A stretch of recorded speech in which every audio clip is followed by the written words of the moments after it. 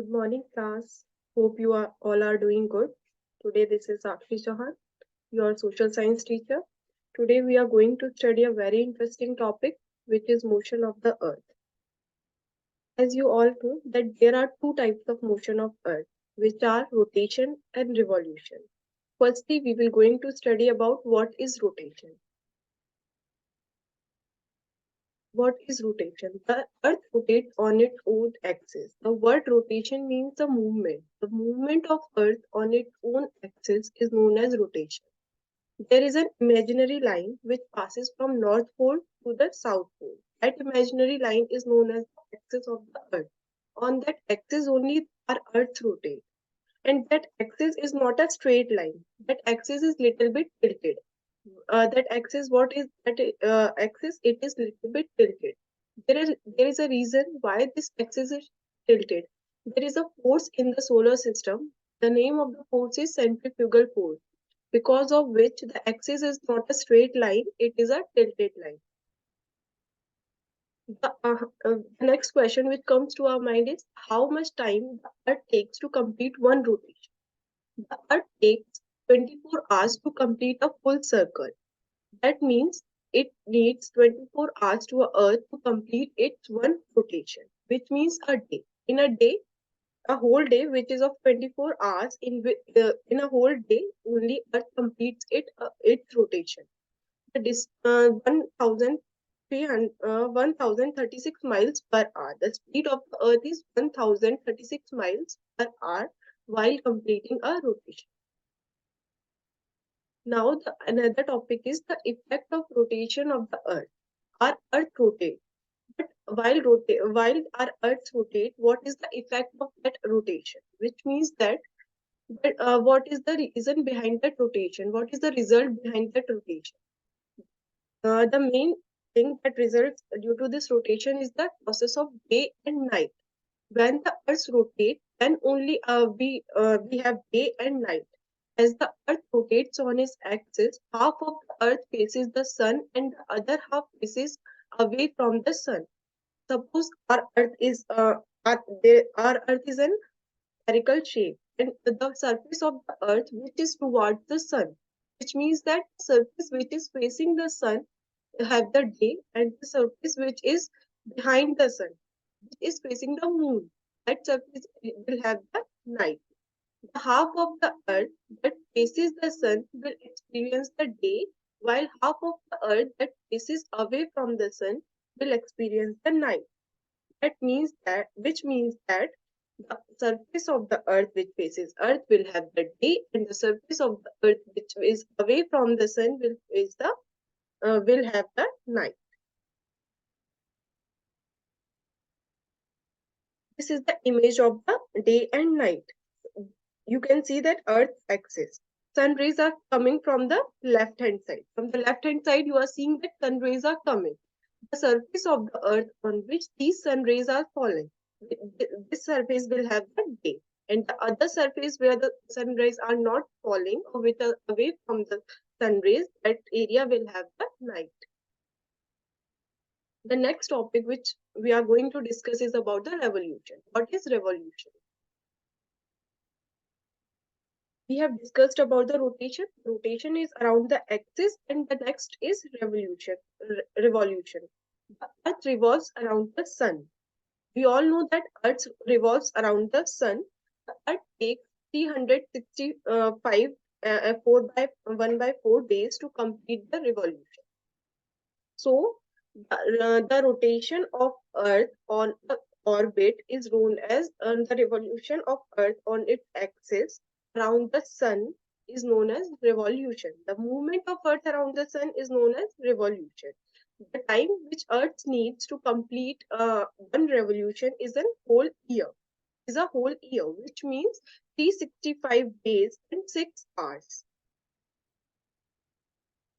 Earth revolves around the sun in a slightly eccentric elliptical orbit once a year. The speed of the Earth's revolution is about 18 miles per hour. What is the speed of the Earth in which it completes this revolution, which is 18 miles per hour? as we have already discussed in this slide, that it takes 365 days and 6 hours. These 6 hours after 4 years, 6 plus 6 plus 6 plus 6, it comes a leap year. Leap year has how much days? 366 days. Because of this 6 hour only, we have leap years, and the one extra day is added to a year. The next we are going to discuss is about the effect of revolution on the earth. The revolution of the earth around the sun, the tilt of the earth's axis rotation respects to the plane of the elliptical, the tilt of the earth's axis remains constant. So the effect of the revolution is that we got the 4 seasons. The 4 seasons are summer, winter, spring, and autumn. Due to this revolution only, the seasons come. So we have this, next we have solstices and equinoxes. What is solstices and equinoxes? Solstice, one of the 2 days in a year when the sun is at the highest or the lowest point in the sky at noon 12 p.m. There are 2 days in a year in which the sun is at its highest and the lowest point, which means that the longest day and the shortest night, and the shortest day and the longest night. What is equinox? As the word equinox explains something equal. One of the 2 days in the year when day and night are of same length, which means that day and night are equal. Now we will discuss about the summer solstice, which means the summer season.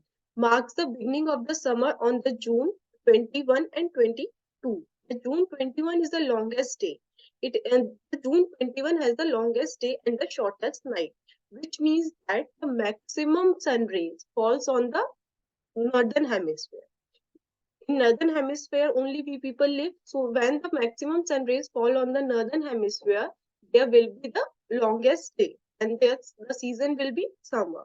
When it is summer in the northern hemisphere, it will be winter in the southern hemisphere, and the sun is directly over the topic of Cancer. Now it is about the winter season, which marks the beginning in the December 21st to 22. December 21 has the shortest day. In the winter solstice, the maximum of sun rays falls in the southern hemisphere, which means that northern hemisphere receives very little or very less sun rays. So there is winter. When it is winter in the northern hemisphere, it will be summer in the southern hemisphere, and the sun rays directly falls on the topic of Capricorn. Now we will discuss about the spring season, that how spring seasons come. It marks the beginning of the March 20 or 21. Spring season starts from which month? It starts from the March month. When it is spring in the northern hemisphere, it will be autumn in the southern hemisphere, and sun is directly over to the equator. During the spring season, the sun is directly over to the equator. In the autumn season, the next season which we have is the autumn season. The autumn season starts from the September.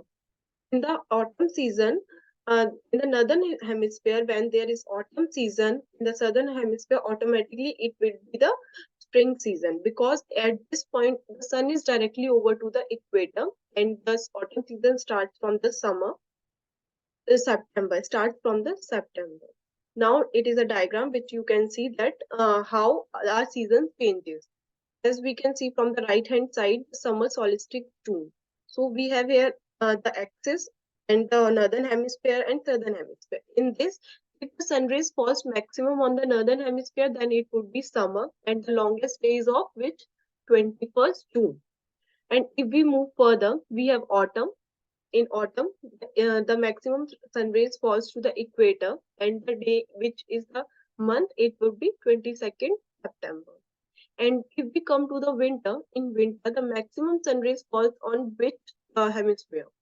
If we have winter in the northern hemisphere, that means that the maximum sun rays are falling in the southern hemisphere, which means that northern hemisphere receives very much less sun rays, because of which only there is winter and in the northern hemisphere. So the month is December, 21st December, which has the shortest day and the longest night. And next we have the equinox. That spring equinox. In spring equinox, the maximum sun rays are fall towards the equator, because of which the seasons are spring season. So in today's class, we have discussed about the rotation, revolution, the effect of rotation, and the effect of revolution. So effect of rotation is that day and night comes, and effect of revolution is that there are four seasons: spring, winter, summer, and autumn. So we have discussed till here. Thank you, class, for your cooperation. We will discuss further in the next class.